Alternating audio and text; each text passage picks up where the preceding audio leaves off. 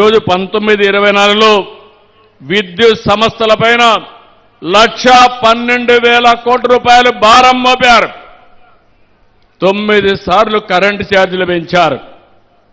మీ మీద 32,000 కోట్ల రూపాయలు భారం వేసే పరిస్థితికి వచ్చారు. నేను 2024లో వస్తానే ఆలోచించాను. మనం చేయాల్సింది తక్కువ ఖర్చుతో కరెంటు ఉత్పత్తి చేయాలి. ఏమేం మార్గాలు ఉన్నాయని ఆలోచించాను. దీనికి గ్రీన్ ఎనర్జీ ఒక మార్గం. అందుకే కేంద్రం 500 గిగావాట్లు కరెంటు ఉత్పత్తి చేయాలని గ్రీన్ ఎనర్జీలో లక్ష్యంగా పెట్టుకుంటే మనం 160 గిగావాట్లు రెన్యూవబుల్ ఎనర్జీకి ముందుకు పోతున్నాం. దీనివల్ల 10 లక్షల కోట్ల పెట్టుబడులు వస్తాయి. 7,50,000 మందికి ఉద్యోగాలు వస్తాయి. 22 నెలలు 117 ప్రాజెక్టులు క్లియర్ చేశాం. 5,95,000 కోట్ల రూపాయలు పెట్టుబడులు వచ్చాయి. 4,76,000 మందికి ఉద్యోగాలు వస్తాయి. ఇప్పటికీ 160 గిగావాట్లు 90 గిగావాట్లు శాంక్షన్ కూడా ఇచ్చాం. ఎంఓయూలు కూడా చేశాం. మొన్నే విశాఖపట్నంలో మోడీ గారు శంకుస్థాపన చేశారు. ఎన్టీపీసీ గ్రీన్ ఎనర్జీ 1,85,000 కోట్లు ఖర్చు పెట్టబోతున్నారు.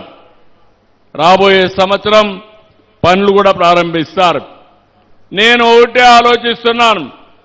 ఈరోజు ఎక్కడికక్కడ వాహనాలన్నీ కూడా ఎలక్ట్రికల్ వాహనాలు రావాలని, దీనివల్ల పొల్యూషన్ కంట్రోల్ అవుతుంది.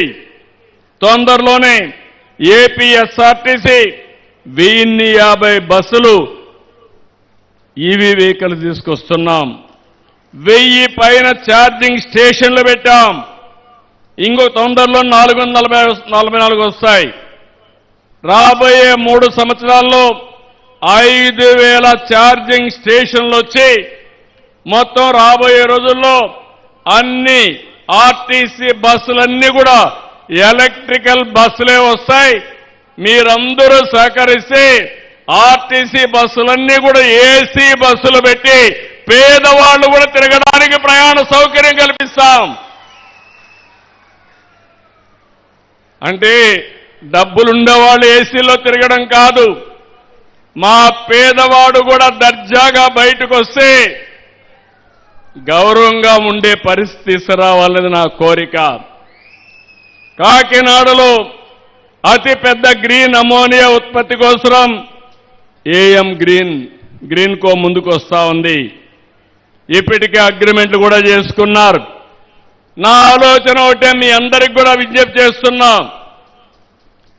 రాష్ట్రంలో ప్రతి ఒక్క ఇంటిని ఒక విద్యుత్ ఉత్పత్తి కేంద్రంగా తయారు చేయాలి. మీరే కరెంటు ఉత్పత్తి చేసుకోవాలి. మీకు అవసరమైన కరెంటు మీరే వాడుకోవాలి. ఒకవేళ మీకు కరెంటు గాని అదనంగా ఉంటే గ్రిడ్కి ఇవ్వండి. మీకు అవసరమైతే మళ్ళా గ్రిడ్ని తీసుకోండి.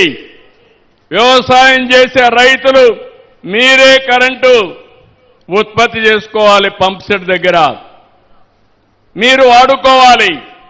మీకు అవసరమైతే మీ ఇంటికి వాడుకోండి. ఇంకొక పక్కన మీ వాహనాలు కూడా ఎలక్ట్రికల్ వాహనాలు చేసుకోండి. మీకు ఖర్చు తగ్గిపోతుంది. మీకు ఇచ్చే పంప్ సెట్ కూడా కుసుమ్ కింద ఉచితంగా ఇస్తామని చెప్పి నేను మీకు తెలియజేస్తున్నా.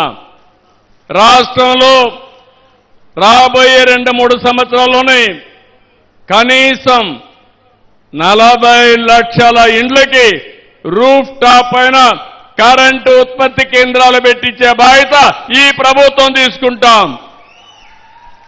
ఎస్సీ ఎస్టీలకి ఉచితంగా ఇస్తాం. 2 కిలోవాట్లు 60,000 రూపాయలు ఉచితంగా